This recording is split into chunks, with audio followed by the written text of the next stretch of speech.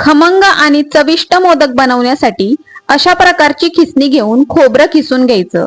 तसेच खिसलेल्या खोबऱ्यात 3 ते 4 चमचे पिठी साखर टाकायची। तसेच 1 चमचा वेलची पावडर टाकायची व हे मिश्रण मिक्स करून घ्यायचे। आता एका मोठ्या ताटामध्ये 1 बाउल गव्हाचे पीठ घेऊन त्यात 1 वाटी मैदा टाकायचा व चवीपुरते मीठ टाकून मिक्स करून घ्यायचे व थोडे थोडे पाणी टाकून हे पीठ मळून घ्यायचे। त्यानंतर 1 चमचा तेल टाकून तयार पिठाचा गोळा मऊ करून घ्यायचा। त्यानंतर छोटा गोळा घेऊन पोळपाटावर अशा प्रकारे लाटून घ्यायचा व तयार केलेले मिश्रण यामध्ये टाकून अशा प्रकारे मोदक बनवून घ्यायचा। अशा प्रकारे सगळे मोदक बनवून घ्यायचे व तेल तापायला ठेवायचे।